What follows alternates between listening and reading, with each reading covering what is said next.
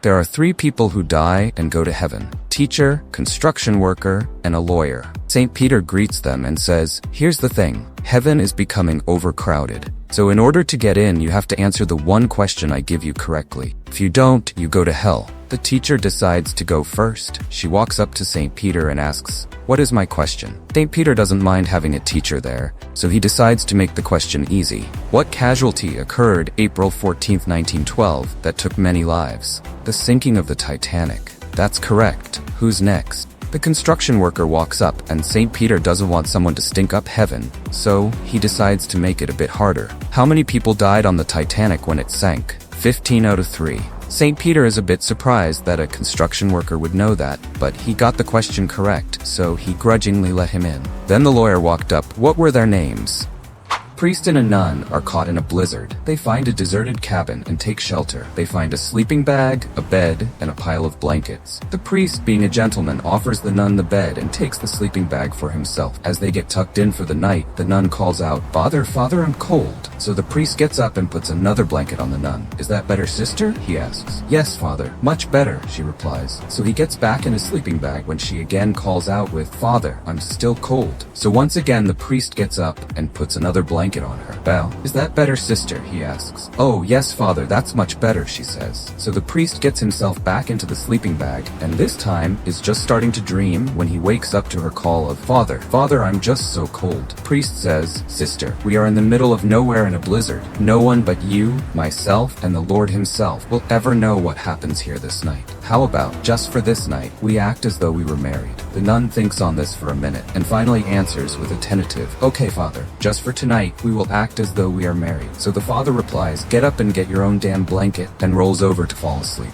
A little boy, curious about his dad's job, asks, Dad, how much moolah do you make per hour? The dad, a bit grumpy, snaps back, That's not your business. Why are you asking about money anyway? Boy with droopy ears mumbles, Okay, just curious. Then whispers, Can I borrow $25? The dad explodes. You only ask about money to buy junk? Go to your room and think about why you're being so greedy. I work hard, not for silly games. Boy sadly goes to his room. The dad cools down and starts to wonder. Maybe he really needs something important. He doesn't ask for money often. Feeling bad, the dad peeks into the room. You asleep, champ? He asks softly. Nope, Dad, the boy whispers back. Listen, says the dad. I might have overreacted. Here's the $25 you wanted. The boy grins and pulls out some crumpled bills from under his pillow. The dad, ready to rumble again, sees this and thinks, oh. The boy counts his money carefully. Thanks, Dad. Now I have $50. He looks up with hope. Can I buy an hour of your time? Please come home early tomorrow. I'd love to eat dinner with you. Some of the older neighborhood boys have been making fun of little Johnny lately. These bullies love to tease Johnny. Their favorite game was to be super mean and give Johnny a choice. A nickel or a dime. Every time, without fail, Johnny picked the nickel, and the bullies would laugh their heads off. One day, a nice neighbor saw what was happening and felt sorry for Johnny. She said, Hey Johnny, don't you know a dime is worth more than a nickel? But Johnny just grinned and said, Yeah, I know that. But if I took the dime, they'd stop playing their stupid game. And guess what? I've already made $20. One day, a 5-year-old boy watched a story about an emperor on TV. After the show, he turned to his mom and said, Hey, I want 7 wives too. His mom smiled and asked, Oh, really? What would you do with 7 wives? Boy excitedly replied, 1 wife will cook for me, 1 will read to me, 1 will go for walks with me, 1 will sing for me, and 1 can even give me bath. The mom chuckled and said, Well, at least you won't have to sleep with me anymore at bedtime. After thinking for a moment, the boy said, No way. I still want to sleep with you, Mommy. Tears of happiness filled the mom's eyes as she hugged her sweet son. Then she asked, Okay, but if you're sleeping with me, who will sleep with your 7 wives? The boy's face lit up with a big smile as he answered, Easy, Daddy can sleep with them. Tears also filled the dad's eyes as he heard his son's brilliant plan. He pulled his son into a big hug and said, My clever little boy. An attractive young woman on a flight from Ireland asked the priest beside her, Father, may I ask a favor? Of course, child. What may I do for you? Well, I bought my mother an expensive hairdryer for her birthday. It is unopened, but well over the customs limits, and I'm afraid they'll confiscate it. Is there any way you could carry it through customs for me? Hide it under your robes, perhaps. I would love to help you, dear, but I must warn you, I will not lie. With your honest face, Father, no one will question you, replied. When they got to customs, she let the priest go first. The official asked, Father, do you have anything to declare? From the top of my head down to my waist, I have nothing to declare. The official thought this answer strange, so asked, "And what do you have to declare from your waist to the floor?" Father replied, "I have a marvelous instrument designed to be used on a woman, which is to date unused." Roaring with laughter, the official said, "Go ahead, Father. Next, please."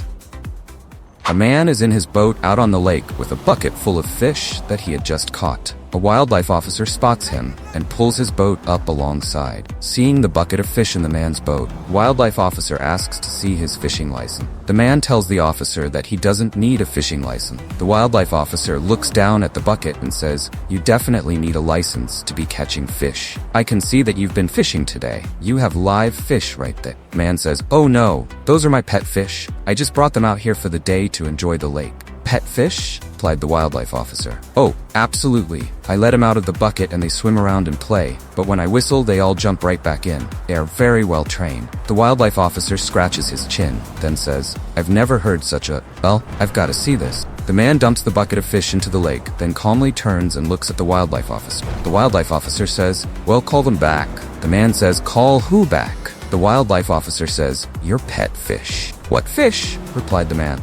A soldier ran up to a nun. Out of breath, he asked, "Please, may I hide under your skirt? I'll explain later." The nun agreed. A moment later, 2 military police ran up and asked, "Sister, have you seen a soldier?" The nun replied, "He went that way." After the MPs ran off, the soldier crawled out from under her skirt and said, "I can't thank you enough, sister. You see, I don't want to go to a pointless war." The nun said, "I understand completely." The soldier added, "I hope I'm not rude, but you have a great pair of legs." The nun replied, "If you had looked a little higher, you would have seen a great pair of balls. I don't want to go to the war either."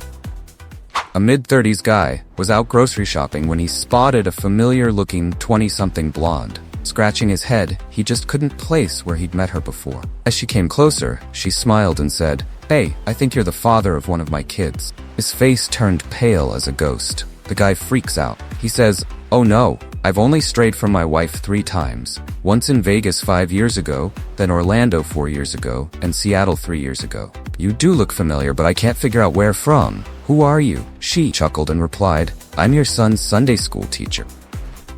A teacher asked her young students to ask their parents for a family story that had a moral at the end. The next day in class, Dave went first. "My dad is a farmer. One day, we took a basket of eggs to the market in the truck. But then we hit a big bump, and the basket fell off the seat. All the eggs broke," proudly declared. "The moral is, don't put all your eggs in one basket." "Great job," said the teacher, impressed. Next up was Mary. "We're farmers too. We had 20 eggs waiting to hatch, but only 10 chicks came out." She added, "The moral is, don't count your chickens before they hatch." "Excellent," said the teacher, smiling. Then it was little Johnny came next. "My dad told me a story about my Aunt Karen. She was a flight engineer in the war. One day, her plane got hit and she had to bail out over enemy territory. Just a bottle of whiskey, a machine gun, and a machete." The teacher was intrigued. Aunt Karen drank the whiskey on the way down. When she landed, she was surrounded by 100 enemy soldiers. She took out 70 with her machine gun, 20 more with her machete, and the last 10 with her bare hand. Teacher gasped, "What did your dad say was the moral?" Arnie replied, "Stay away from Aunt Karen when she's been drinking." Subscribe to my channel.